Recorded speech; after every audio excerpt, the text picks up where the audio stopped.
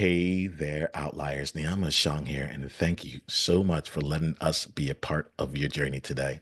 We have brought on four stupendous outliers to join us here on the Outliers Edge Roundtable so that they can share how they approach things differently in their life, in their business, and in their impact. I want to make sure you get a chance to get to know these outliers right now. And so, what we're going to do is we're going to start off with Jeff, and then we're going to go to Tembinkosi.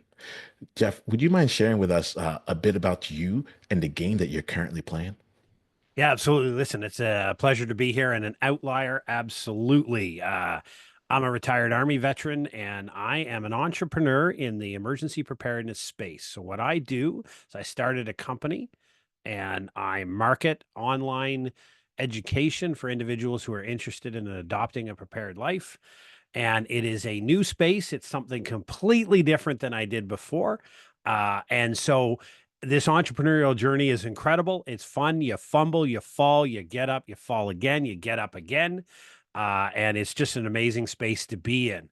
And I've been at this a couple of years, and I'm on all channels and podcasts and love to share my story here because I think the entrepreneurial journey is the most exciting and the most challenging thing I think any of us will ever do.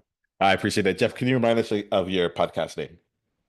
Yeah, so the podcast is called Inside My Canoe Head. That's because my life is all about backcountry paddling. So why not name your podcast after what you do? Oh, I love it. I love it. Thank you so much. And let's go over here to Tembinkosi.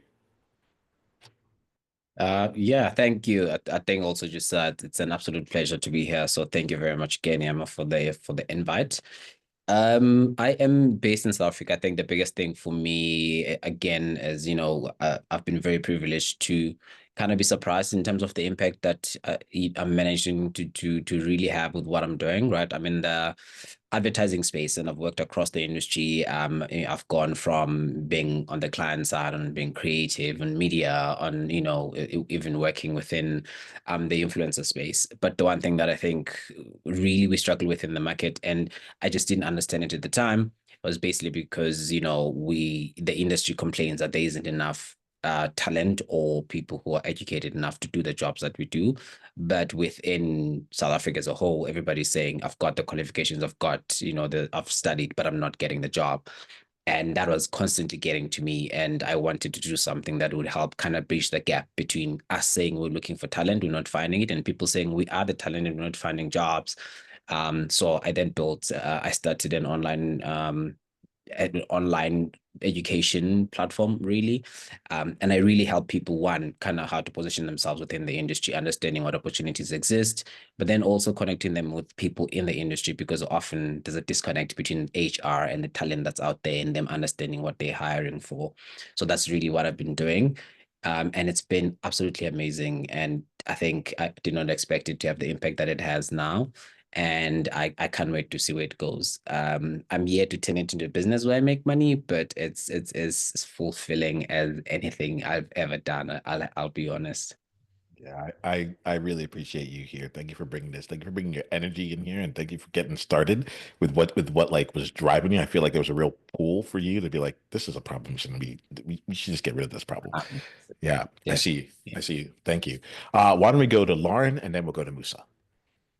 Hi, I just want to say what an honor it is to sit here with you gentlemen. So thank you for having me, Niiamah. It's so nice to be here. Anyway, I am an international yoga teacher and the founder and director of Yoga Academy International. So I have sort of two branches. One is my personal brand, that's my name, Lauren Rudick, where I run yoga retreats all around the world, really designed for people to get back to themselves. It's for those people who are in transition, like the outliers here, who have sort of lost a connection with themselves, whether it's because they've become a really busy mom and suddenly they've defined themselves as mom and their kids are older now or empty nesting and it's like, who am I?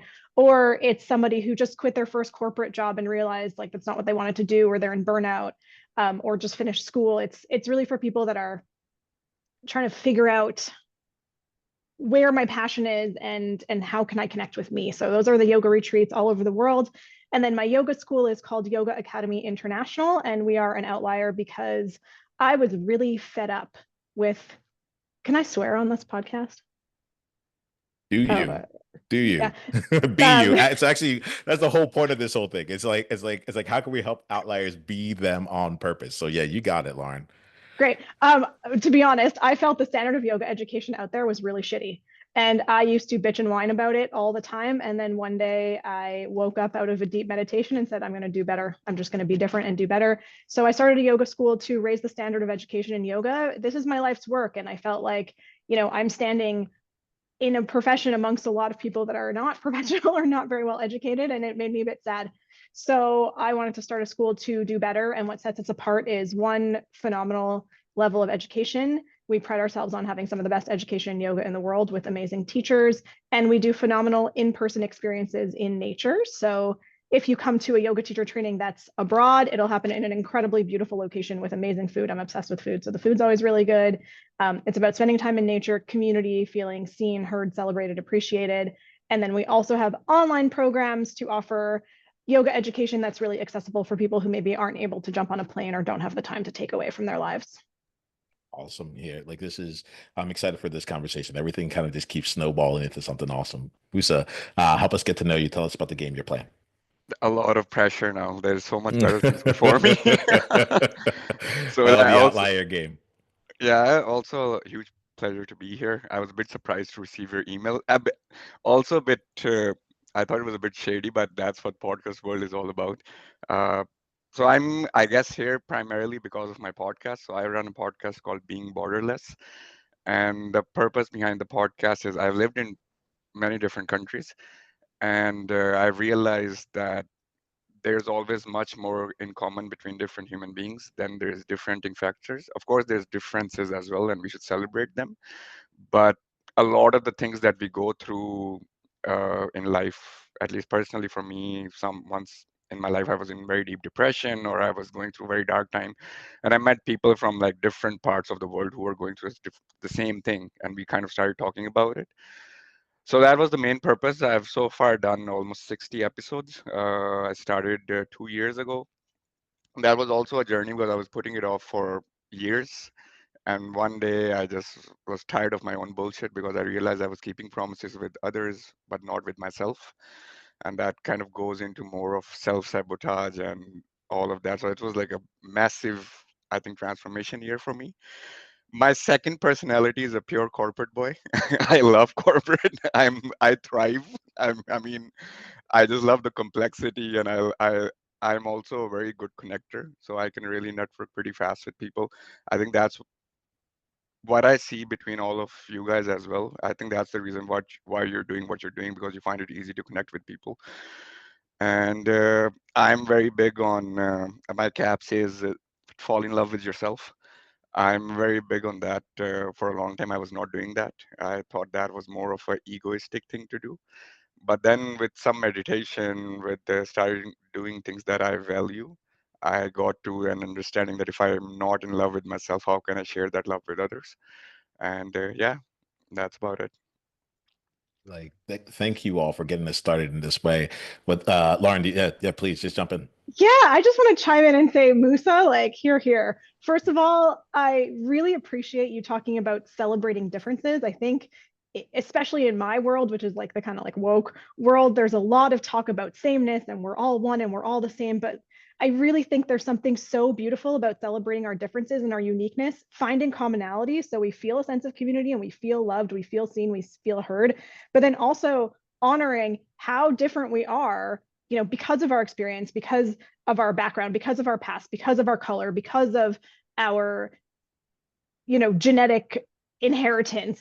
I just think that's really beautiful. And I also love your hat. I say to my students all the time, you are going to be in a relationship with yourself for the rest of your life. So it damn well better be the best relationship you ever have. And if it isn't, work on it. And like any relationships, there's ebbs and flows and ups and downs, but like we have to constantly check in with that relationship and date ourselves and treat ourselves the way we want our best relationships to be in our lives, because we set that precedent and that standard for ourselves. So cheers. Thank you for everything. I think that's incredible. And I'll just double down on that, because in our preparedness education system that we built, it's grounded on the individual. because everybody's life and experiences are going to be different. Where you live, what you're exposed to, your risk profile, the hazard that you live in, all across the world is different. But if we don't take care of ourselves, then we're not much good to anybody else for whom we're responsible when a crisis situation hits. So we base our entire education platform on your physical, your mental, and your financial health. You have to get those into order first before you're going to be able to assist anybody else around you. And it's grounded exactly what Musa and Lauren said. I mean, I just amplify the idea that we as individuals have a responsibility to ourselves to take care of ourselves, because when you're an entrepreneur and you're in this space, and I think we all can agree, yeah, you really are on your own. There's a lot of other people you can get advice from, but those decisions are yours. And it's like I said, if I make $5,000 or $50,000 this month, it'll be my fault, no matter which one of those outcomes happens. And so we need to be bloody well careful, bloody well happy with that person we stare back in the mirror. So I have this saying I use all the time: get up every morning and high five yourself in the mirror. Because if you don't pat yourself on the back and toot your own horn, who are Uh, you counting on to do it for you? very quickly on that. So I saw Mel Robbins like a reel one day, like 2 years ago, and at I that love time Mel Robbins. She's so great. Oh yeah. I was like the kind of conversation I used to have with myself, I wouldn't have with anyone. Like it was so toxic. And there's various reasons that I realized afterwards because of the past. But she was like, just stand up, give yourself a high five in front of the mirror. And it looks so dumb, the first time you do it because you're like, it's very cringe. Uh, but then I started doing it, and honestly, like after 3 months, like my self-talk, that just started improving. Of course, I was doing other things as well. I was doing a podcast, and I started doing tough things like gym and everything. But it makes a huge difference, the relationship you have with yourself.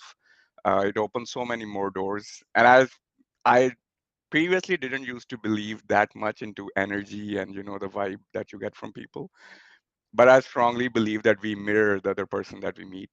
And if my energy is not good, I'm definitely going to attract people who are also not in like that kind of same energy. Uh, so yeah, I don't know where I'm going with this, but yeah.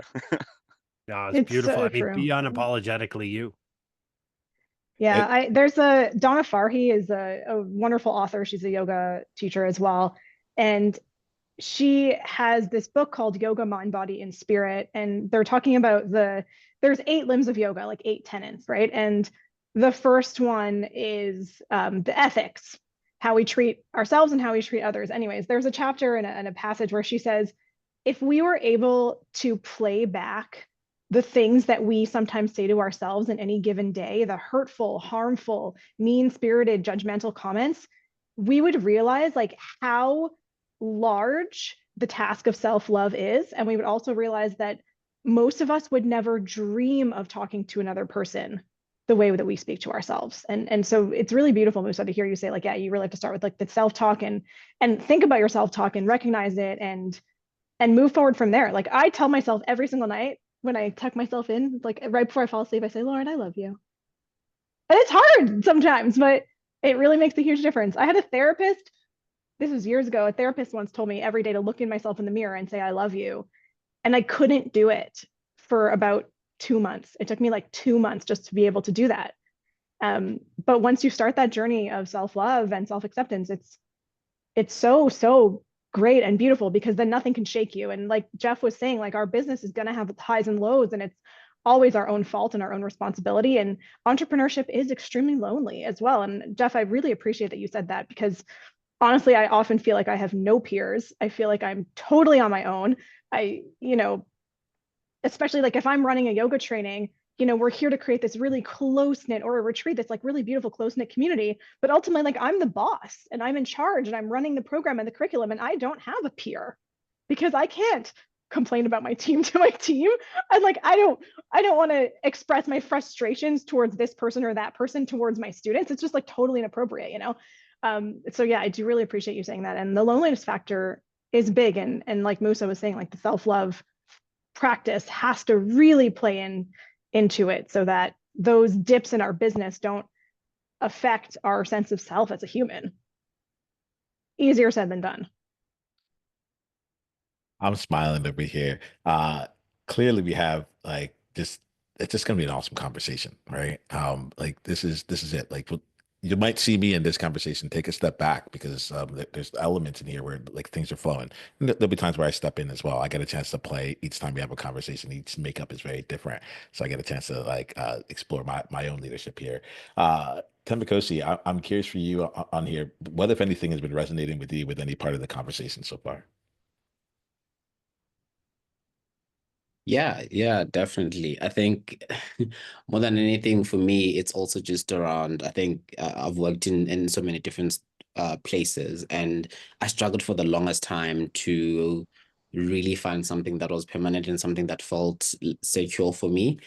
And in all of that time you start to really doubt yourself, right? Like you've gone to school, you've always excelled, you've always been the most likely to, and then you're spending about 5 6 years and you're not able to start a career or find anything. And obviously doubt starts to creep in, and you really start to believe the opposite of what everyone else is telling you. And I think for me that was the hardest part. It's easier, I think, if you constantly have people validating what you think of yourself, which is that you're not any good at anything. And when people validate that, you're like, okay, actually, I'm not crazy.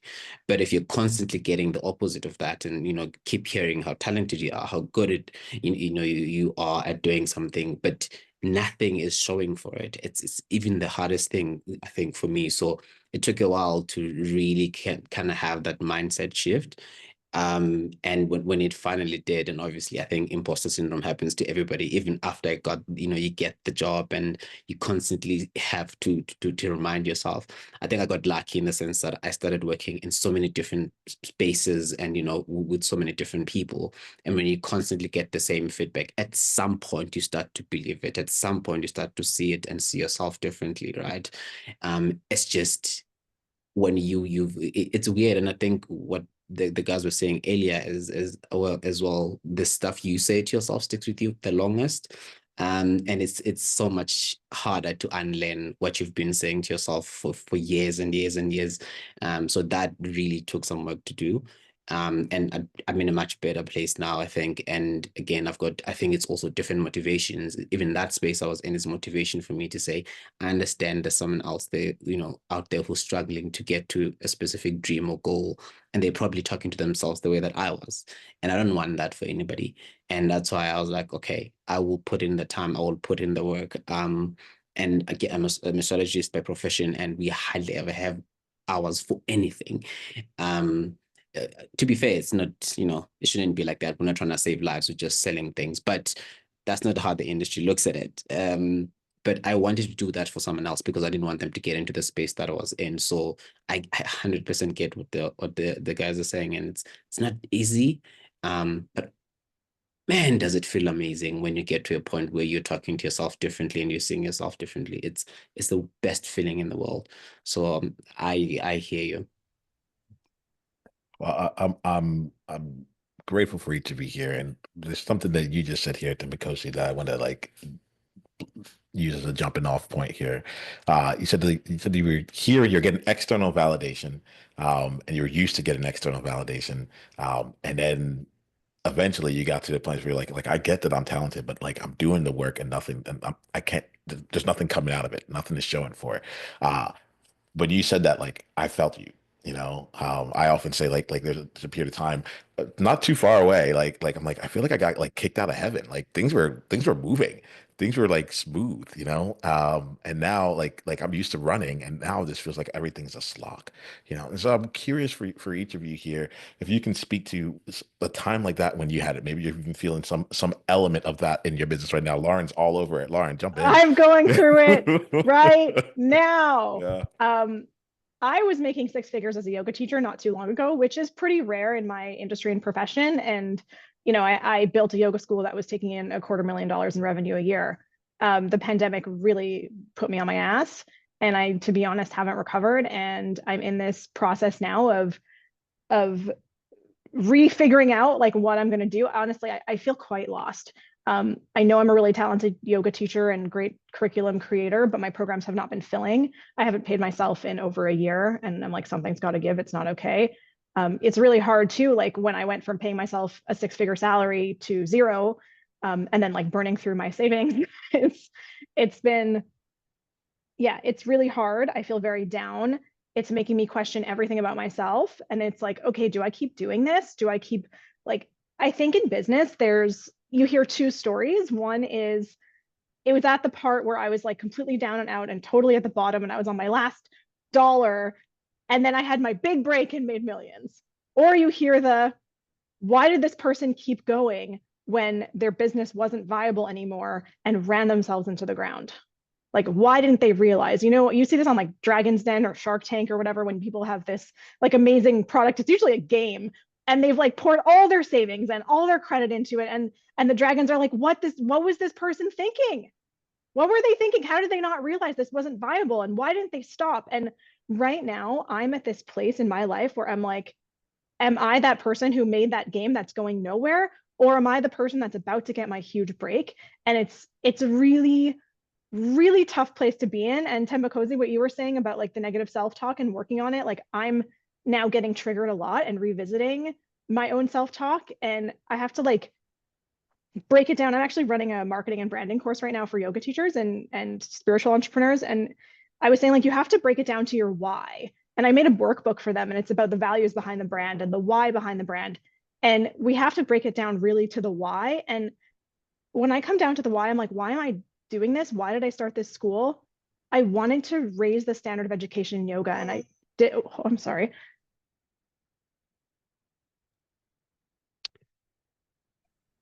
Yeah, Oh, I'll we're just good. jump. Sorry. So, yeah. You're Sorry, good. someone just randomly walked into my house. Welcome to Canada. We don't lock our doors. Someone just walked into my house. Yeah, so I'm really in this place where I'm like questioning it, but I went back to my why, and it's like, why? I wanted to raise the standard of education in yoga and give people like life-changing programs that gave them tools that they can take with them for a long time. And I'm still doing that. My business still has the opportunity to do that. And when I look at, the who I am, like I'm lucky, I'm talented in what I do, and I'm good at what I do, and I'm a great yoga teacher, and I know that I make incredible retreats. I've literally seen people's lives change. I've graduated hundreds of students, and I've seen them just take a totally different life trajectory and find their happiness and find their own talents and their own passions and soar. So I'm like, okay, I think it's something worth doing. And yeah, I've been looking at sort of podcast. I think Mel Robbins was one of them that I was listening to, and it was like, stop asking yourself why this is happening and start asking yourself how can I make it different, or what. I think it's the what, like what can I do to change, instead of why is this happening. Why is very victimy, and I still feel that way, like why is this happening, I can't believe this is happening. Instead it's like, what do I need to do to bring myself forward. And then the other thing that comes to mind, sorry I'm rambling, but the other thing that comes to mind is I read somewhere, it was like in a money stories type of book, or I can't remember if it was a podcast or book. I think it was a book, and I wish I could remember which one because it was a good one. But anyway, they talked about this idea of like an apple and an apple orchard, and it's only one season a year that an apple orchard will bear fruit. And when we have an apple orchard, we don't curse the orchard all winter long when it's in this state of frozen or hibernation and say like, fuck you, apple orchard, you're not delivering for me, you're not producing. Suddenly we celebrate these apples in the spring when they're budding and flowering. We notice the beauty of the fall when we're like, wow, this is still so beautiful, even though we know it's in a transition. But in the wintertime, when we look at an apple orchard, we're never like, fuck you, apple orchard, you're not doing anything for me. Especially in Canada, it's 6 months, right? The tree is going to be frozen there for 6 months. And it's something to remember that like, just because I have to remember myself, this is what I'm telling myself, like just because my business isn't producing right now, I'm in a winter season, it doesn't mean it's not fruitful. It just means I have to hibernate and wait this out a minute longer instead of quitting, I think. No, or am I that game that's never going anywhere? I'm not sure, but I'm pretty sure like the business saw a lot of success in the past, and my programs are great. The curriculum is still there, right? The framework is still there. The apple orchard, those apple trees are still mature and beautiful and will produce again. We just have to wait the winter season out, and it's fucking hard. I'm there. I'll just throw in there that I call it, for me, a phrase I learned somewhere on the internet, and I wish I could accredit it. It's called aggressive patience. And it basically means that, exactly like Lauren said, sitting in the winter, this year was year 4 for my business. And this is the first year I turned a profit. where I could actually, and I put it up on Twitter or X to say, I paid corporate income taxes this year. And that's a big thing, because to pay corporate income taxes, I had to have a profit. And for 4 years, I've been burning through savings, having the aggressive patience and the belief that I started this at the beginning of the pandemic. Nobody was ready for it. Nobody knew how to deal with it. Nobody had strategies for it. So I built a preparedness education to teach people, hey, listen, you can't control that, but you most certainly can get ready to deal with it. That and a whole bunch of other life situations.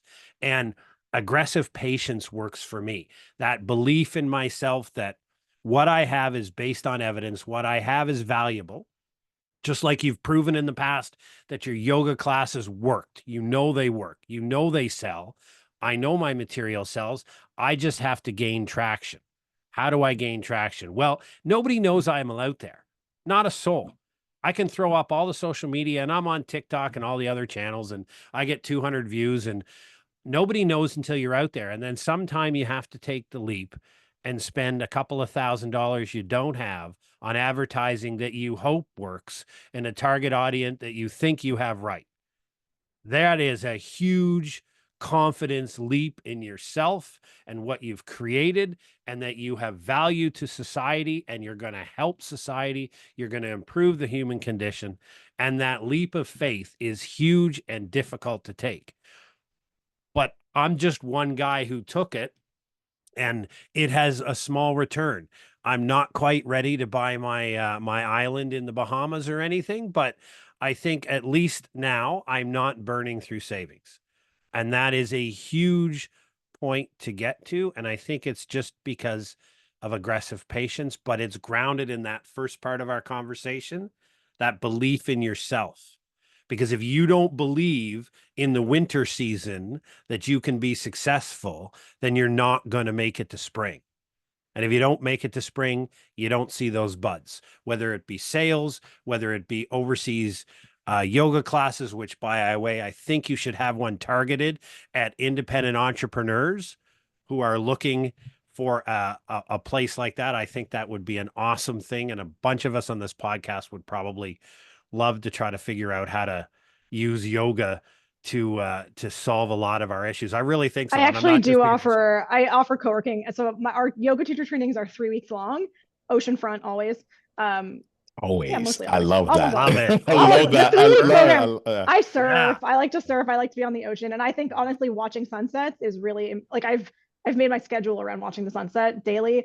It's really important to me, you know, just having that moment to reflect and say whatever happened today, good, bad, that day is done, and say goodbye to the day. It's something that started for me when I was living in Costa Rica a number of years ago. It was like the first time I was like this jungle girl, really connected to the ocean and nature, and changed my life. Anyway, so I like to provide that opportunity for other people, because most people don't take time to watch the sunset every day or say goodbye to their day, you know, just like an evening wind down, you know, before bed. This is like an evening, a daily ritual of saying like, thank you for this day. Good, bad, tomorrow is new.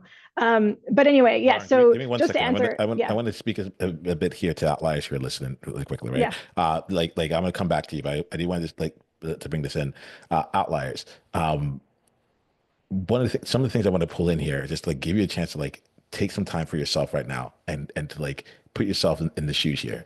I honestly feel throughout this conversation, whether it's Musa or Tembinkosi or Jeff or Lauren, like they are having the conversations. Like I feel like you all are in my head, and you are speaking the words that either I am thinking or that I hear from my clients. And so I want to just give us a chance to like pause in and think about, like, you're not alone. You're not alone. I would like I'll come, like, usually I'll paraphrase and all that stuff here, but I think that's like the main thing that's coming up right now. Lauren, why don't you finish that thought if it's still present with you? And then Musa, I like to come in from you. I've heard from you in a bit, so I want to see like what's flowing from you. Yeah, totally. Sorry. You don't have to. Here's one thing, Lauren.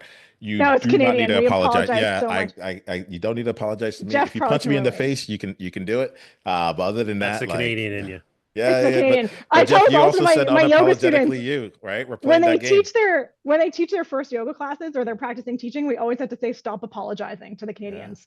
Yeah. Like, don't apologize for existing, right? Canadians do this all the time. Sorry. Don't apologize for existing. Anyways, so just to finish, Jeff and everyone else, you're all invited. So these 3-week programs happen oceanfront, and we also offer co-work spaces for our old students all wanted to come back, our alumni wanted to come back and visit the school. And then it was just for people who can't take 3 weeks off their life, maybe don't want to be a yoga teacher, don't want to do a full training. You can come and stay with us and live in this amazing community that we create. You have yoga every day, 3 meals a day included, oceanfront, and it's really affordable. So you can come and you can work from there. That's it. Thank you, Lauren. Thank you. Yeah, Musa, I'm curious, like what's flowing through you, you know? I mean, firstly, kudos to all of you because you're going through or gone through so many dark times, but you're still here. So I think you should pat yourself back on your backs that you didn't give up. Uh, Multiple things. I think I connect with quite a lot of things that were said already. I I chose to move to Poland in 2020. I was here in 2016 as a student, so I really loved. I just felt at home here. Not I'm from Toronto, so when I moved here, it was right in the beginning of COVID. I think 2020 March, and then the job that I moved here for, they let me go in December 2020. So that was the first time ever that I was like just fired for no reason. And then I found a new job after like 6 months. That lasted for a year, and then that it was a startup, and I got fired again because they ran out of money. Then I was a third job, pretty good job, I would say, but it also like they just randomly one day I just at that time I had this PTSD that whenever my manager put a call in out of schedule, it's like, and that was exactly that. They found someone more experienced than me. And honestly, I was like, I cannot connect with Lauren or Jeff's or them because he's part of the business because I'm not running a business. But I do connect with the part of getting to that point where you're like, am I doing this right? Or am I like, did I make this right decision? Because when I moved here, it was my gut decision that, okay, I need something new in my life. Uh, and I remember my dad calling me. So my dad runs his own business in logistics, and he called me, and then he was like, "So how are you feeling?" Because my mom was on me. She's like, "Move back to Canada. You know, why are you there? You can just, just live here, live with your family. You don't need to pay rent, and you can find something at your own time." And my dad called me, and he's like, "So what are you thinking?" And I was like, "Yeah, I'm pretty down. Like I'm going through this thing. I'm also going through like this job application, no's, interviews, everything." And he's like, "What if one day you run your business and then you lose like $1 million? What are you going to do then? Close your business?" And I was like, "No." And he's like, "Exactly. So you can't give up." I mean, that was the point. Uh, am I self-confident enough now?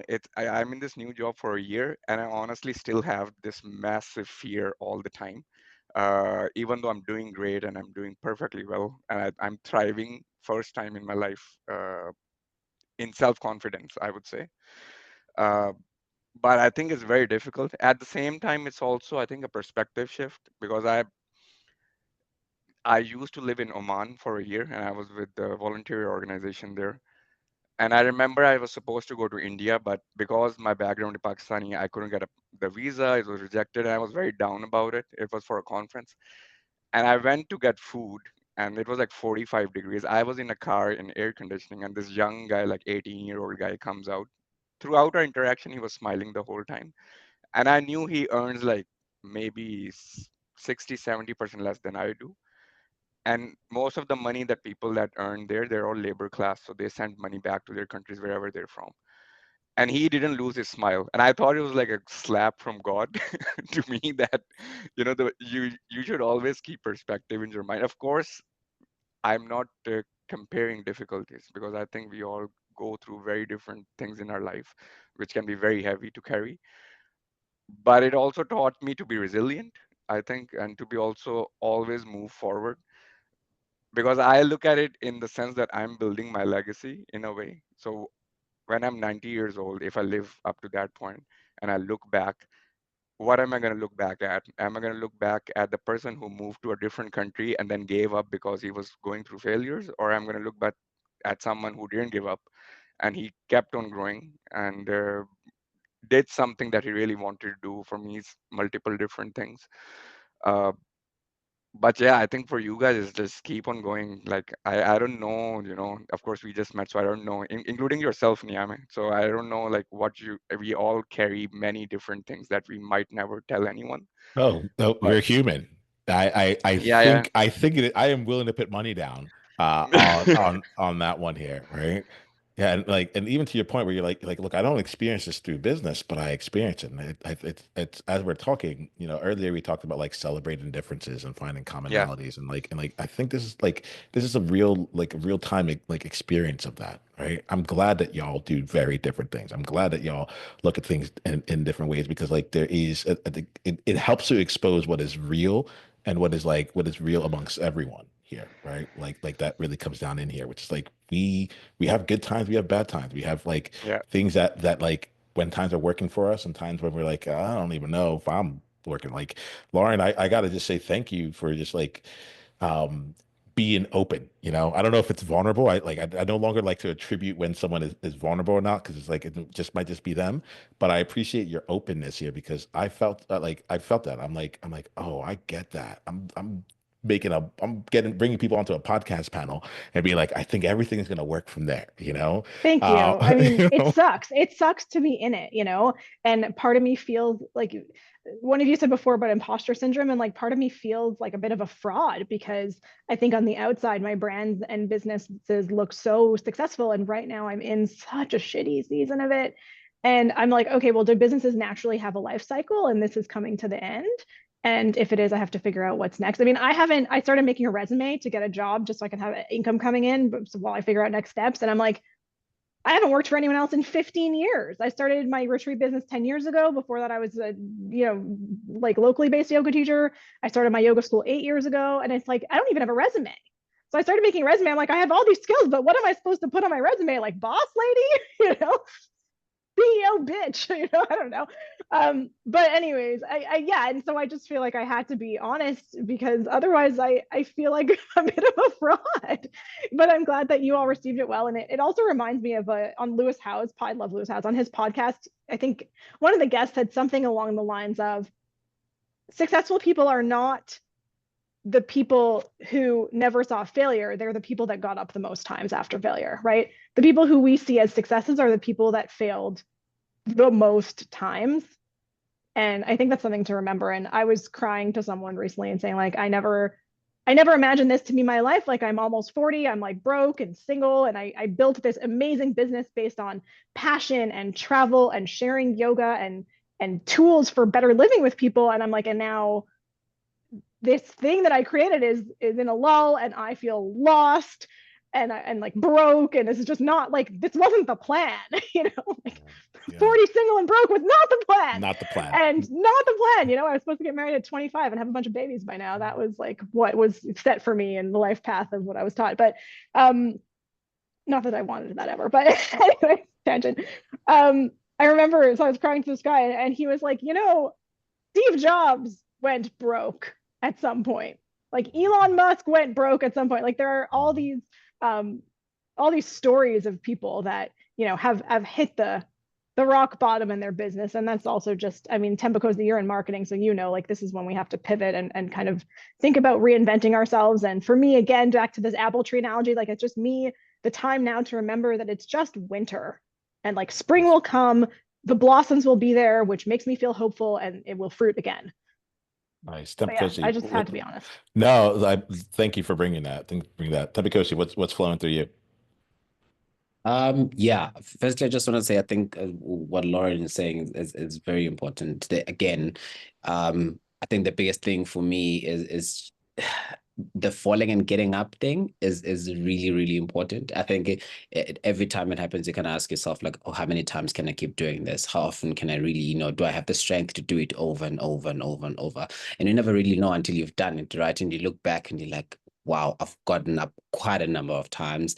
And just realizing that and retrospectively looking at how you did before really just gives you that energy and that strength, right? And I think when Jeff and Lauren were talking about, again, never, not taking time for ourselves and not giving ourselves the time to really just for yourself, I actually realized something for me, which is that a lot of the time when you do this, it's so isolating, right? Like you especially if you're working and you're trying to do something else on the side. You only have time for your work, and then when you're done, the hours you have left, you have to go build this thing.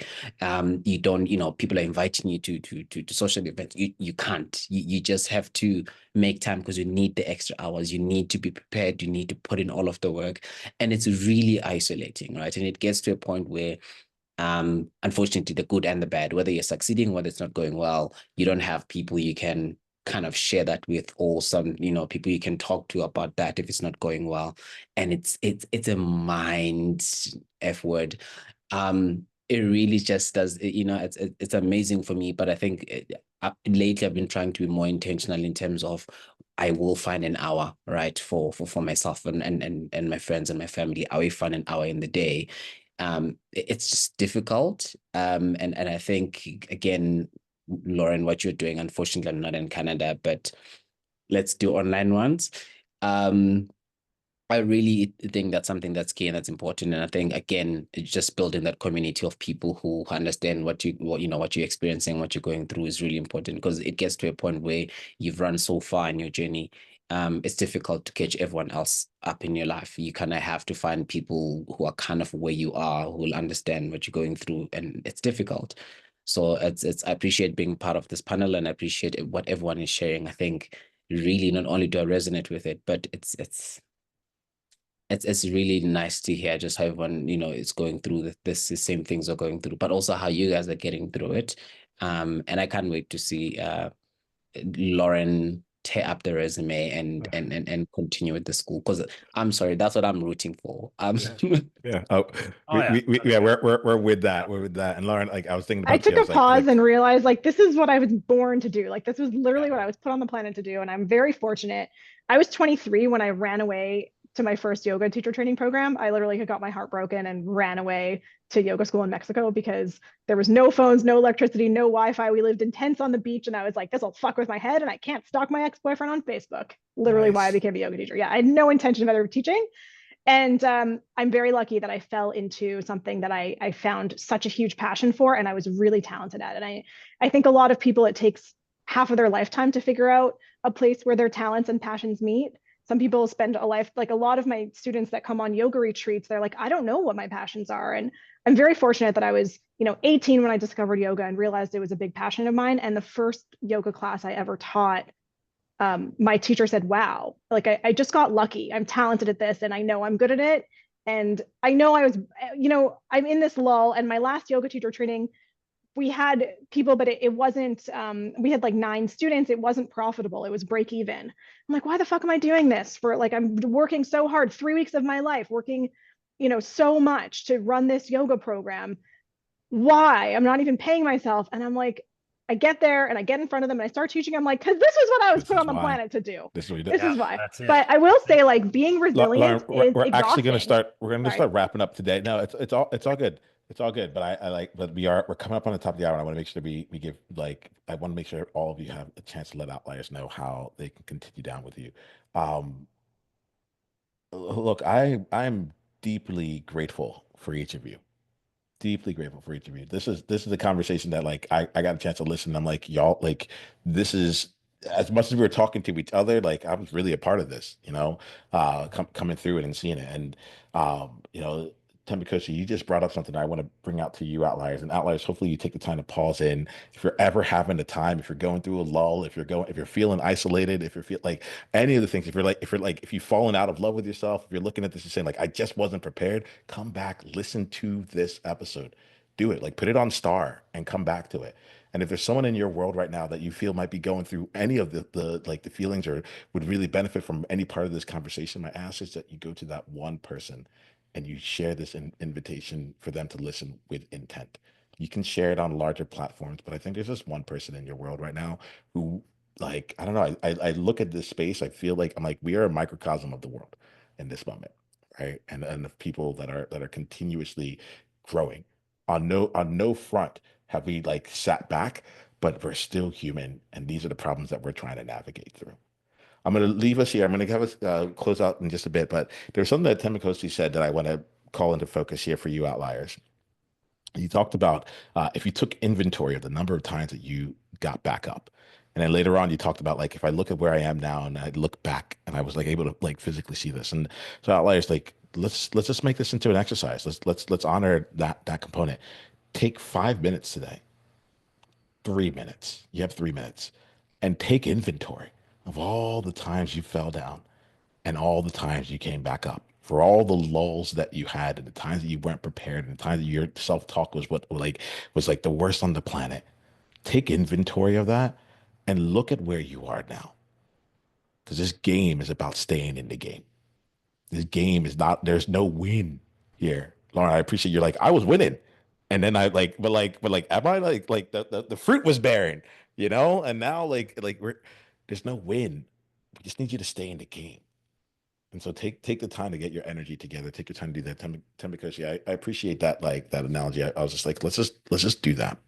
So how we wrap up in our space is that we share two things. One, we let people know how they can continue the journey with us. If any outliers wants to go down your world, they can do that easily. The second thing is that we share an insight that we got from this conversation. This is not for outliers. They've gotten enough at this point. This is for you, right? So share an insight, a takeaway, something that you learned as a result of being in this conversation. And if the answer is I didn't get an insight, you can share that too. That's fine as well. All right. So why don't we do this here? We'll go to Jeff, then we'll go to Musa, then Lauren, then Tembinkosi to wrap us up. So Jeff, can you share an insight and how outliers can continue down the journey with you? Yeah, absolutely. The insight I take away from this is that I'm not alone in the entrepreneurial journey, and my ups and downs are common with other people's ups and downs. And those of us who are in this lonely space need to intently find common areas and common spaces where we can communicate and we can talk about these dark times and the dark periods we go through, to realize that there is light on the other end of the tunnel. And I think the big takeaway is I need to do a better job of connecting with people such as on this panel now, to keep that consensus building, that community building in the entrepreneurial space. And to follow our journey, we've got two websites. Our company is preparednesslabs.ca, because we're good Canucks. And the podcast episode is inside mycanoehead.ca, because again, I'm sorry, but we're good Canadians. Thank you for the invite. It was a pleasure to be here. I'm glad that you're here. All right, let's go to Musa. Yeah, I mean, it's crazy because I feel like I needed this conversation. So thank you for all of you for being very honest and vulnerable and transparent. I would say how people can connect with me is I have beingborderless.com is the website for the podcast, or you can reach out to me on LinkedIn or Instagram, Musa Bajwa. What I take away is be unapologetically yourself. Don't doubt yourself, and also seek out people, new people, without being judgmental. Just seek out. Always be curious, never idle. Thank you, Musa. Lauren, how about you? What's an insight you got in the way that we can continue down with you? I'll start with connect with me. So if you want to come on yoga retreats, you can find me, or on Instagram, you can follow my journey. It's lots of really pretty pastel colored travel content at Lauren Rudick on Instagram. My last name is Rudick, Lauren Rudick. Or if you want all things yoga teacher trainings or yoga education online or in person, it's Yoga Academy International. Again, on Instagram, Yoga Academy International, website, same, everything, Yoga Academy International. I just want to really echo what Jeff said, which was, I'm not alone in these feelings. And I really appreciate all of you listening, and I appreciate feeling so seen and feeling like we all share such similar struggles, even though we're in totally different parts of the world and in totally different businesses and totally different phases of our journeys and our careers. It just feels very comforting to know that we're all living this human experience in the same way, and we're all living this entrepreneurial experience in a similar way. And I agree. Like, I think I need to connect with more people. I said before, like, I don't have peers. There's not a lot of people I know that own a yoga school, let alone without a partner, like a business partner, But I think from this conversation, the takeaway for me also is like, I actually don't need to find another like international yoga retreat leader to connect with to feel seen and to feel like I have camaraderie and feel like I have a peer. It could be anybody in the entrepreneur space. And so I really appreciate that as a takeaway. Thank you, gentlemen.